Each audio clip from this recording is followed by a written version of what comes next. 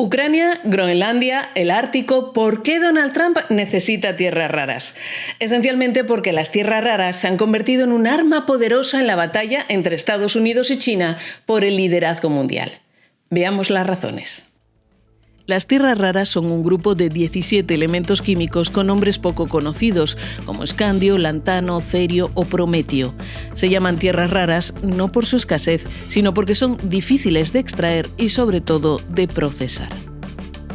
Su importancia en estos momentos es crítica, porque son indispensables para el desarrollo tecnológico y la transición energética.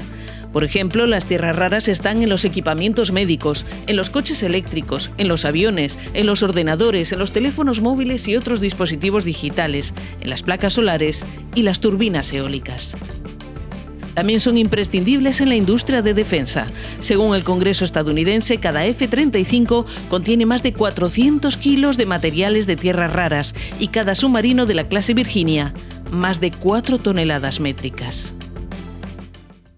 Y aquí es cuando la cosa se pone interesante, porque en estos momentos al menos el 40% de la extracción y el 80% de la producción refinada de tierras raras está en manos de China. China tiene importantes reservas de tierras raras en su territorio y se ha adueñado de depósitos en otras zonas del mundo. Pero lo que en realidad le ha permitido ser líder en el sector es el hecho de haber desarrollado en las últimas décadas tecnologías que mejoran sus capacidades de extracción y procesamiento. Una sola empresa china aglutina la mayor parte del mercado, Rare Earth Group, un conglomerado dirigido directamente por el Consejo de Estado chino. Como dijo el presidente Xi Jinping durante una visita a Hunan, una de las principales regiones productoras, China considera el desarrollo de las tierras raras indispensable para que el país mantenga un crecimiento de alta calidad y un alto nivel de seguridad nacional.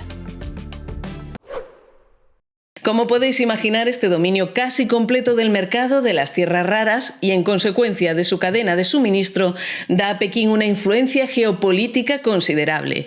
Un yo lo tengo, tú lo necesitas, que otorga al gigante asiático mucho poder.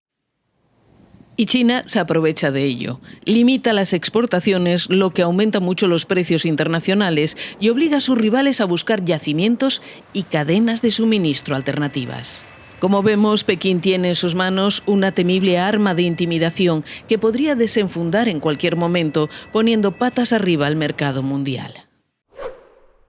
Eso explica la obsesión de Donald Trump por hacerse con cualquier parte del planeta rica en tierras raras. Es el caso de Ucrania, donde se han identificado 6 grandes yacimientos que constituirían la mayor reserva recuperable de tierras raras de Europa. Uno de esos yacimientos, el de Novopoltavsk, podría de hecho ser el mayor del mundo. Donald Trump ha propuesto a su homólogo ucraniano Volodymyr Zelensky un curioso plan de paz, redactado directamente en el despacho Oval, por el que Estados Unidos se quedaría con el 50% de las tierras raras de Ucrania, en compensación por la ayuda económica y militar de Estados Unidos durante la guerra. Deberían estar pagando al menos igual. En realidad deberían estar pagando mucho más que nosotros, pero digamos igual que nosotros, y están miles y miles de millones de dólares por debajo. Así que estamos buscando hacer un trato con Ucrania donde ellos van a compensar lo que les damos con sus tierras raras y otras cosas.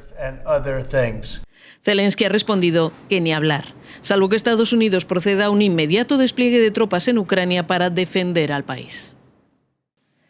También abundan las tierras raras en Groenlandia, otro objeto de deseo del neoimperialismo de Donald Trump, como se explicaba en detalle en este otro vídeo.